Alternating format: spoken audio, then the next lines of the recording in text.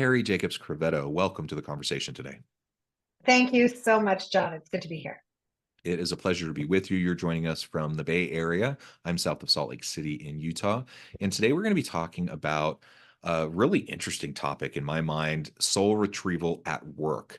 This is in my mind connected to some of the things we've talked about previously on the podcast in relation to mindfulness and self-reflective practices and being your whole self at work. But frankly, I'm not exactly sure where this is going to go. And so I'm really excited to explore this with Cari today. As we get started, I wanted to share Cari's bio with everybody. Cari Jacobs-Crovetto is an executive coach and advisor specializing in leadership development. After an advertising career working with Levi's, P&G, and Lexus, and work with startups like Sunrun and ModCloth, she pivoted towards personal growth. She's certified by UC Berkeley and coach at Stanford. Now, Cari, anything else you would like to highlight by way of your background or personal context before we dive on in? Well, I think it'll probably become apparent as we talk. Okay, great. Well, why don't we start then with just some framing? What from your point of view and from your practice, is this soul retrieval work all about? So, well, you started off saying something that caught my energy right away, which is whole self, just like this concept of bringing our whole self to work. And I think the first starting point is for us to ask ourselves, how much do we really truly know ourselves? Mm-hmm. In today's world, things are moving so quickly. And most of the time, we're operating from a pretty decentralized state of self, not a whole self.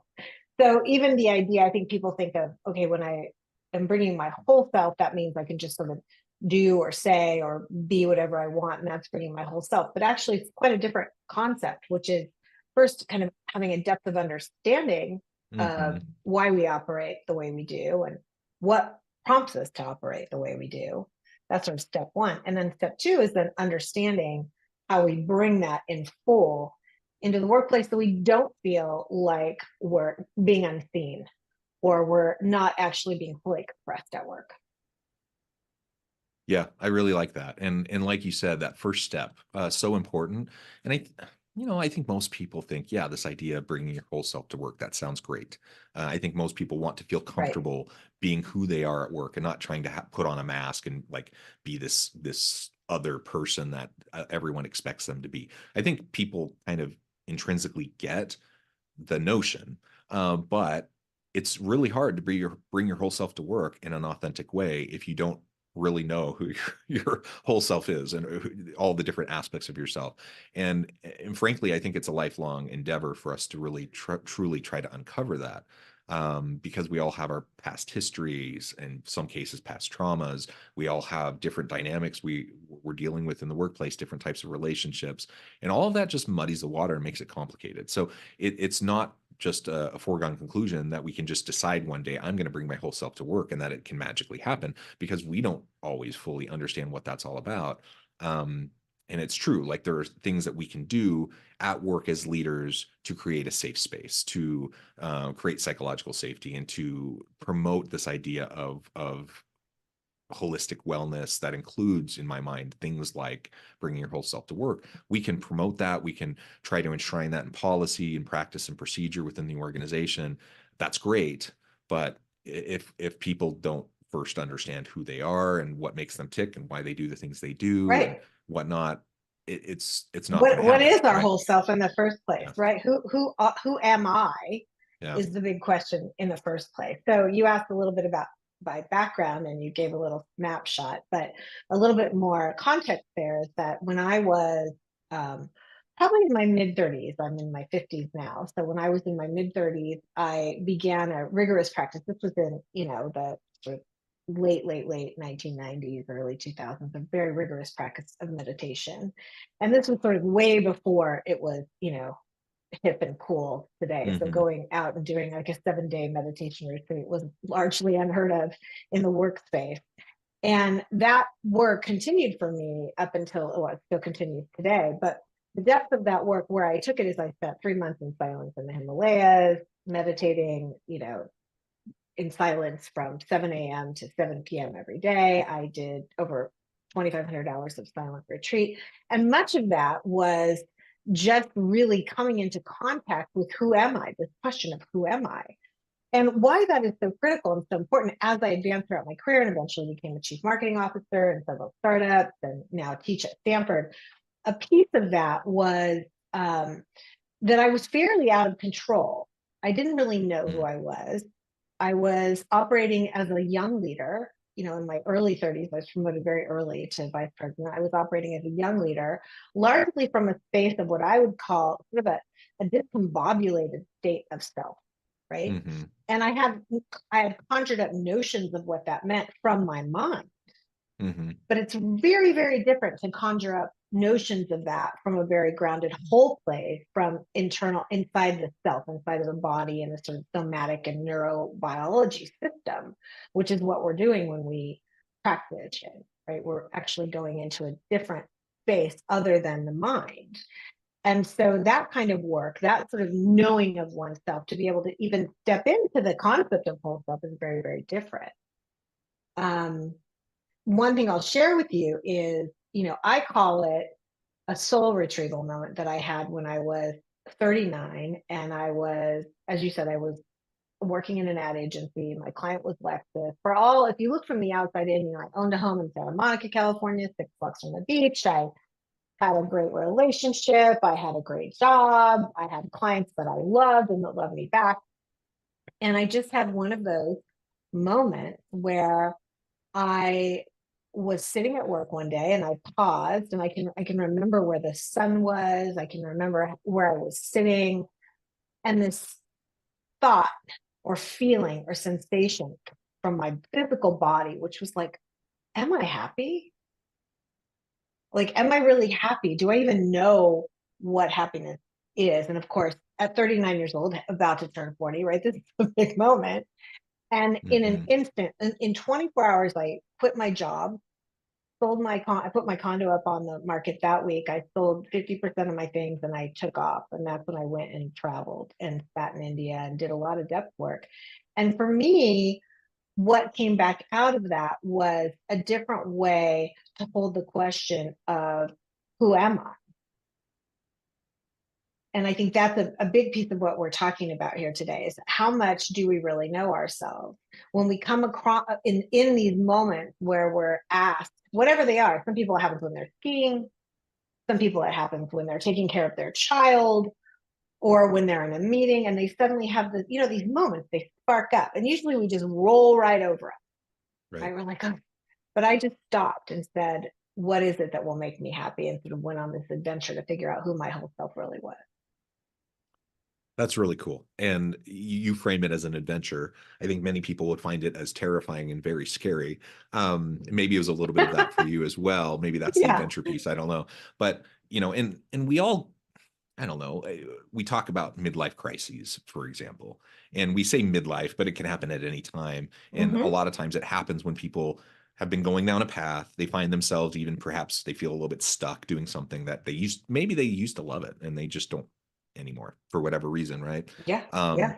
and I'm not going to frame it that way for you, but as you were talking about, I'm like, oh, I've had some similar experiences, and for me at least, I would say some of that is at least kind of going through this existential midlife kind of situation. Like, am I where I want to be? Do I really understand what I want? Why am I doing what I've been doing? Is it because I really wanted to, because I really liked it? Is it because it's what other people expected of me and what I thought was successful, whatever? Like, was it external stuff being imposed on me that I just accepted, or was it really what I wanted? And I think that's a hard question. And life is messy, and it's probably a combination of both, right? But overall, you ultimately gave yourself space to lean into the discomfort and um, to run with it, and to not just push past that feeling that we all tend to have at one point or another. And for you, that was, quit your job, sell your stuff, sell your condo, move into a different direction, and spend some time to get to know yourself better. Um, what would you suggest? I mean, not everyone's in a position where maybe they feel like they can do that. What would you Right. suggest are some practical things that anyone could do to start to really lean into knowing themselves better, doing that self-reflective work, really making sure that they are where they want to be. And for some people, that is a complete career transition and shift. For other people, maybe it's just trying to Mhm. rekindle their love for their profession or for their relationships or whatever. It can play out in a lot of different ways for different people, but it has to start with this willingness to lean into that discomfort and the willingness to lean into some sort of self-reflective practice so you can really better understand where you're coming from, right? I think, well, you said something that just is the first thing I want to address, which is yes, midlife crisis. I believe that what used to be a midlife crisis is now happening for people at a very young age. Mm, There's Generation Z, the younger millennials are asking these hard questions and have come, maybe it was pandemic related, mm, maybe it's social media related, maybe it's just the way we advanced as society. But I can tell you that I've guested on many podcasts, and some of them I'm guesting with quite, young hosts, mhm, where these hosts are asking me these questions that are, questions I didn't ask myself until I was, almost 40. And these are 25-year-olds, 27-year-olds. So I think this concept, first of all, that what used to be midlife crisis has now expanded to become crisis. mm, And that crisis is really, what are we doing here? What's it all about?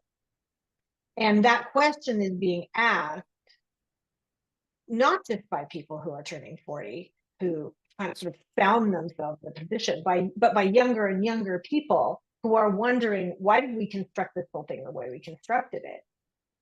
Right. And it started with millennials sort of breaking everything and saying, let's reconstruct it. But now this next generation, I think, is saying, wait a minute, what is the point of all of this? mhm. My best friend's son, he's 23 years old, and he came into the house, he has a full-time job, and he came into the house and he said to her, so is this all there is?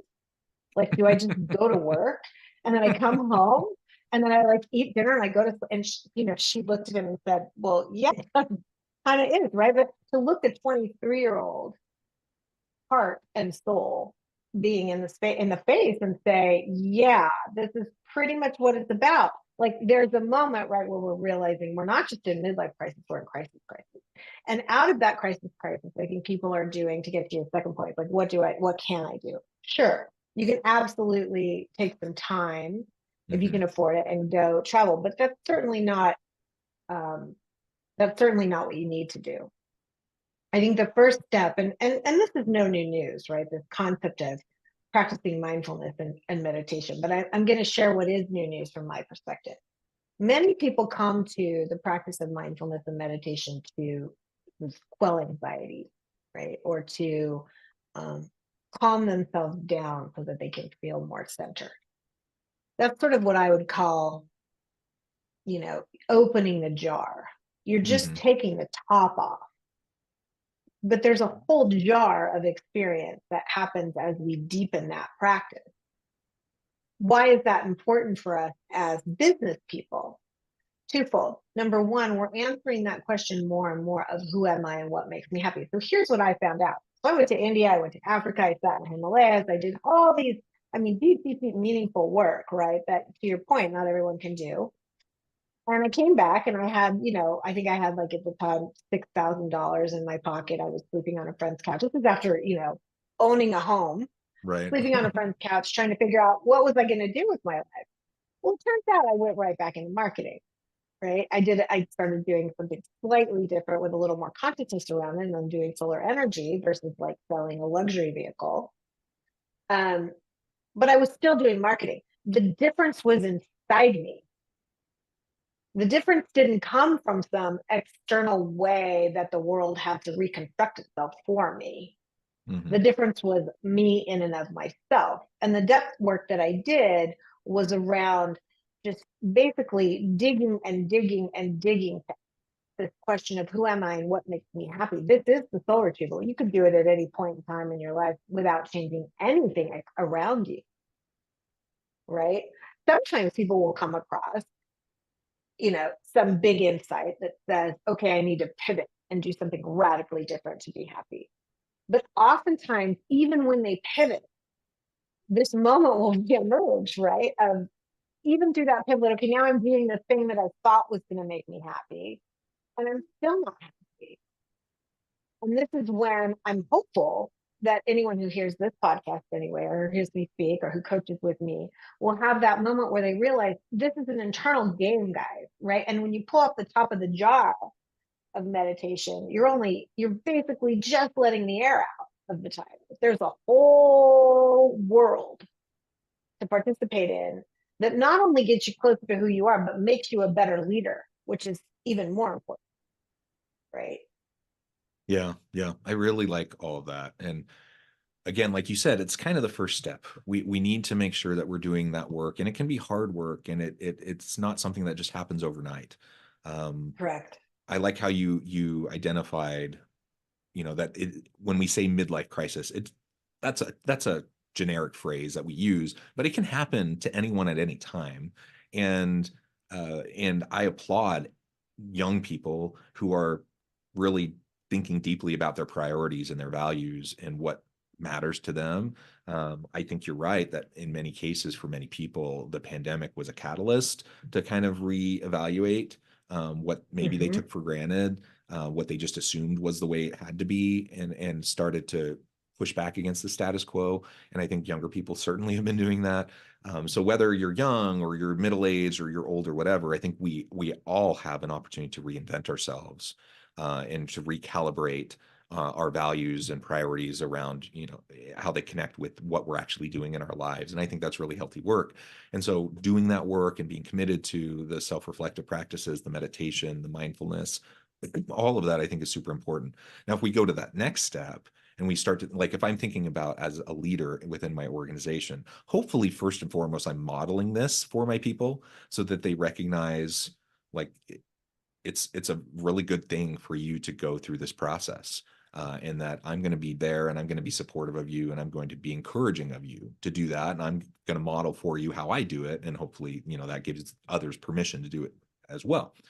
But also as a leader, hopefully I'm creating, you know, systems and processes and that give permission and flexibility that allow people to do this type of work. So when I think about soul retrieval at work, um, I think about how do I help my people to be more satisfied, more engaged, more passionate, and finding meaning and purpose in the work that they do, and how do I create an environment where that can happen and be optimized, Mm-hmm. right? Any thoughts on how leaders can create that kind of an environment proactively?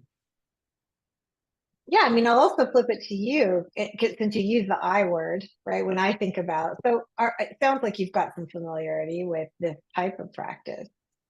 So, what have you noticed for yourself when you're in mindful behavior? Like, what happens in your system if you're standing up in front of your team, for example, or you're facilitating a conversation? What's happening for you?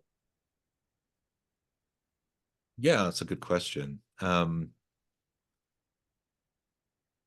I think one thing that's not happening is that I don't, if I'm in a more mindful place, I'm being present with the people I'm around, and I'm not allowing the busyness, the hecticness of the work Mm-hmm. get ahead of me. I'm not allowing myself to be sucked into like just putting out fires mode all the time, which is what a lot of leaders end up spending a lot of their time doing. That I'm going to give myself the opportunity and the time to be with and sit with my people and to have important, meaningful conversations with them. Those are some of the types of things that I'm thinking about and trying to do, I guess, at least Yeah. when I'm trying to create that kind of an environment. Yeah, and you said the P word, which is great, presence, right? Really being present to the scenario, to your scenario, allowing people space to breathe, allowing people not thinking forward into like, where do I have to go? Where's the I in this game? Right? Mm-hmm. What am I trying to get out of this? But really opening it up so that other people can really come forward. um, I think that also what you described is space, right? That you create space in the room, you're creating space within yourself, which is most important. And I don't know, I always like the story of two leaders, right? You have two leaders, let's say two CEOs. And both CEOs, if you were to sit in a room with them, they don't enter the conversation a lot. They leave a lot of space for other people, right? Both CEOs are asking curious questions. Both CEOs have a grounded sense about them. One CEO is, if you were to, be able to x-ray the CEO's brain, it's just pinging around, right? What's the next thing? What's my to-do list? Where am I going? And even though the composure can look as if it's there, the inside is like a treacherous storm, right? The other CEO, if you were to x-ray their brain, is actually like one flat line of reception. And that reception is coming in two ways. It's coming in from the outside, from the team, for example, but it's also coming in from that person's body, an ability to receive what that person is feeling from themselves. This is kind of the first step of what I would call soul retrieval, right? Is this ability to be able to have this inner radio, right, that you're tuning into, that is both receiving the outside world, but it's also receiving the self at the same time. And you notice with these kinds of CEOs, right? Again, these two leaders look the same, but there's a difference oftentimes in how that meeting and what acceleration, what innovation, what can come out of space and time when a leader is sitting in that space. And it's not easy. Right? To your point earlier, like this is not an easy step. It looks easy, sounds easy. I would just sit in meditation, be mindful, whatever that means, right? But getting your brain to the point where you can have more of that steady line and where you can have the receiver coming in and the receiver coming up from the body is really powerful. That's the work that I'm doing at Stanford, right? The whole course on just putting MBA students who have been largely acceleratory, they're type A, they've been rewarded for the pain that happens in their brain. And now we sit them down and say, okay, we're going to talk about feeling.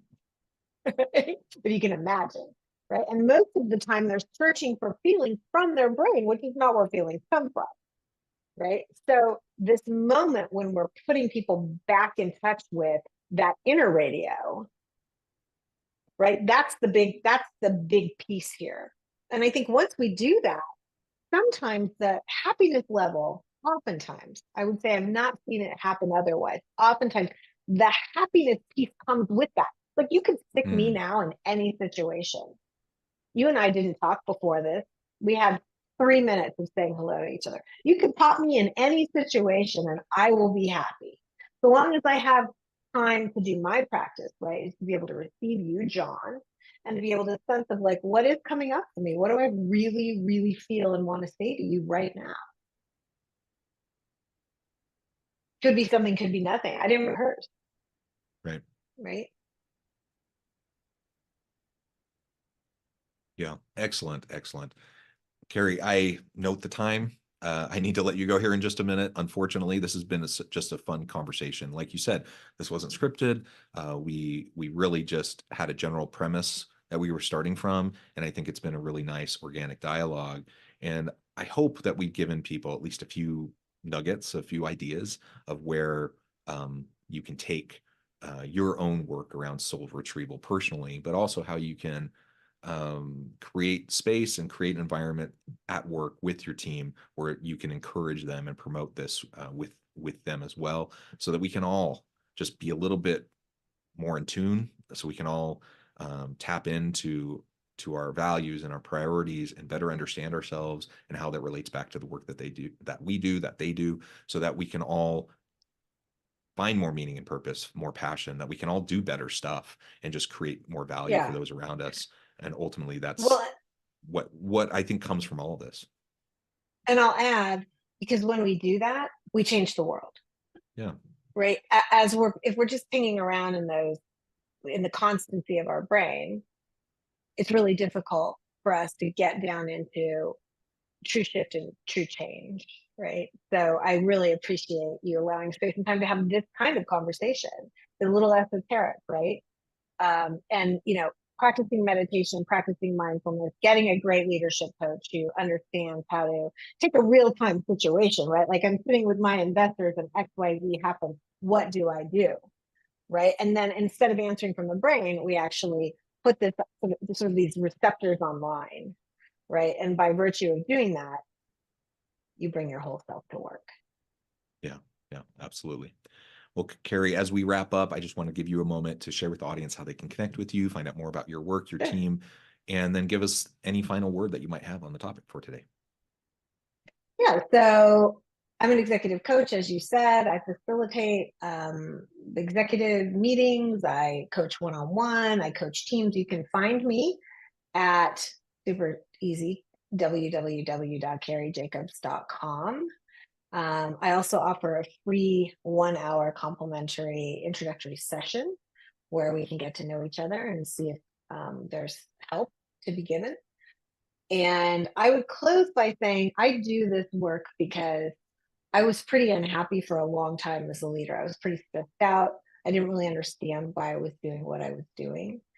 And I myself now flip that and help other people become happy and become and feel fulfilled, not only in themselves, families, but in what they're really, in the impact they're really having on the larger script of the planet. So thank you for having me, John. Wonderful. Thank you so much. I encourage the audience to reach out, get connected, find out more about what Cari can do for you. And as always, I hope everyone can stay healthy and safe. They can find meaning and purpose at work each and every day. And I hope you all have a great